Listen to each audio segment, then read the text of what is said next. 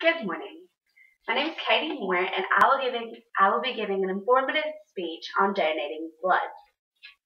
I have two main points I'm going to share with you today, and also just a few little facts.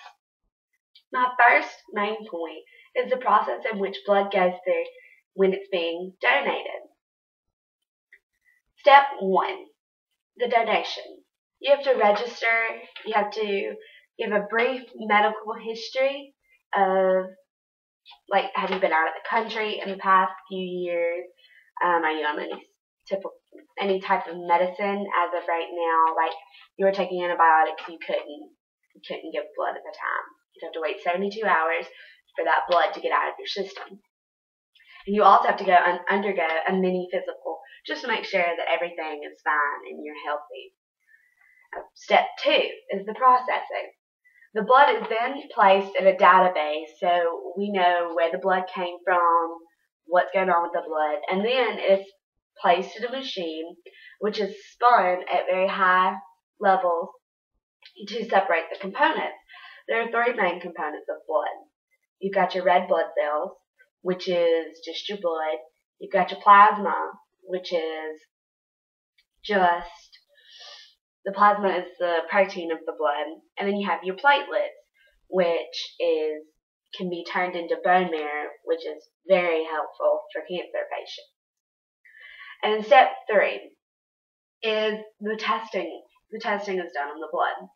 The blood is then sent to one of 5 testing centers in the United States, and about a dozen tests are done on them to make sure that blood is healthy. There's nothing in the blood. There's no bad diseases or bacteria. And if something is wrong with the blood, the donor is notified immediately. And the blood is then thrown out because it is not able to be used for what it needs to be used for. And then step 4 is storage. So after the testing is done, it is sent off to storage. And in storage, blood can only be stored for up to 42 days. And at 42 days at 6 degrees Celsius. And after that, blood is no longer able to sit on the shelf. Plasma, on the other hand, can be frozen and stored for up to 1 year. And then step 4, the distributing process. Blood is then packed up and then distributed all through the United States to hospitals and care centers and emergency places where it could be distributed 24 hours a day, 7 days a week as needed.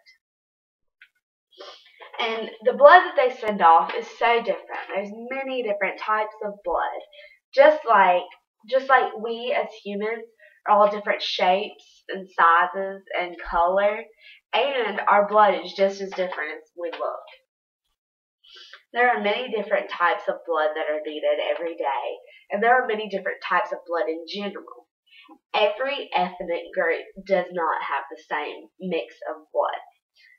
There are 4 major different groups. Group A has only A antigens of red cells. Group B has only B antigens of red cells, and AB has both A and B antigens in red cells. And lastly, Group O, which has neither A nor B antigens in the red cells.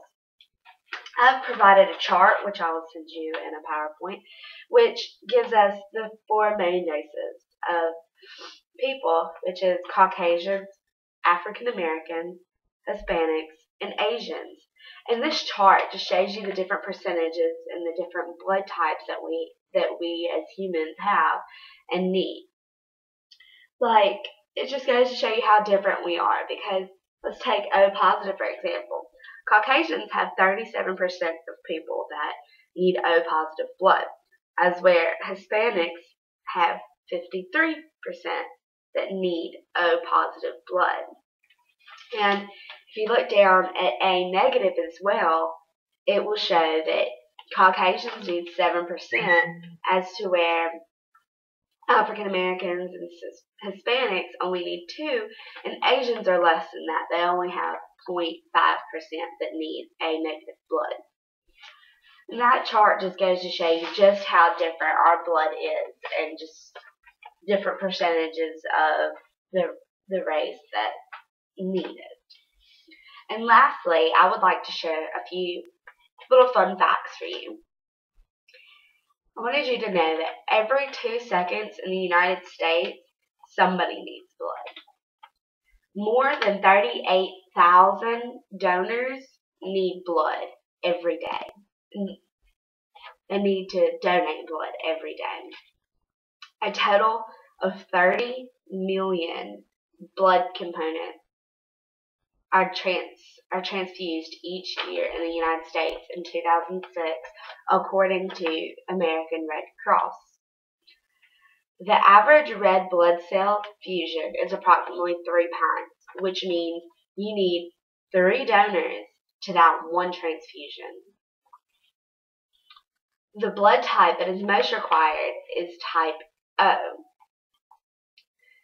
The blood used, this one's very important, and it just informs you of just how blood is. Blood for accidents and transfusions and all kinds of things like that are already on the shelves. They already are there on scene, ready to go. And today, I've spoken to y'all about I've informed you of the process in which blood goes through to make it safe. I've talked to you about the different types of blood and just how different they are. And I have informed you just a few facts of blood. Thank you. I have my sources. I will email you my sources as well. One of my sources was redcrossblood.org. Another source was americasblood.com. And there's another link on there that I will share with you. Thank you.